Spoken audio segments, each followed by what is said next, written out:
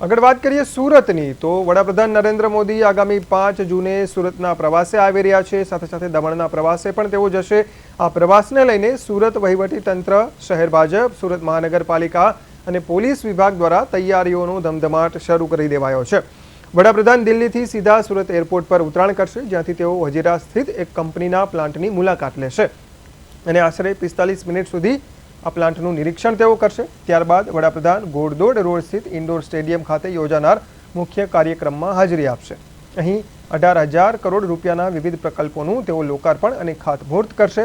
કાર્યક્રમની સફળતા માટે ઇન્ડોર સ્ટેડિયમ ખાતે રંગરોગાન અને અન્ય આનુષંગિક તૈયારીઓ યુદ્ધના ધોરણે ચાલી રહી છે। સુરક્ષાની દ્રષ્ટિએ પણ તંત્ર દ્વારા સઘન વ્યવસ્થાઓ ગોઠવવામાં આવી છે।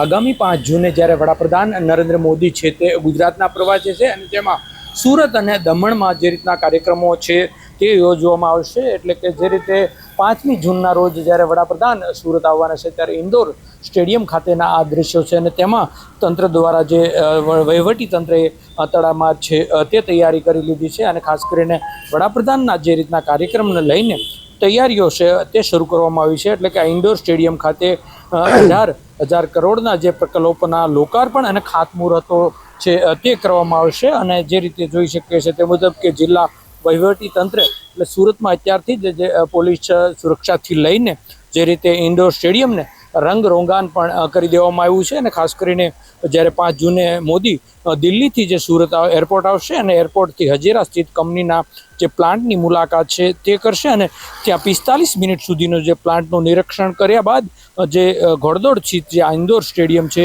અને તેમાં કાર્યક્રમ છે તેમાં હાજરી આપશે અને જ્યારે 18,000 કરોડના ખર્ચે વિવિધ જે લોકાર્પણો છે અને તેનું ખાતમુહૂર્ત પણ અનેકનું કરવામાં આવનાર છે। ત્યારે વહીવટી તંત્ર દ્વારા જે રીતે સુરક્ષામાં વડાપ્રધાન મોદીમાં કોઈ કચાશ ન રહે એટલે તમામ તકેદારીના ભાગરૂપે અને ખાસ કરીને સુરક્ષા છે તે સજ્જ કરી દેવામાં આવી છે અને વડાપ્રધાન નરેન્દ્ર મોદીના આગમનને લઈને સુરતનું તંત્ર છે તે ખડે પગે અત્યારે જોવા મળી રહ્યું છે।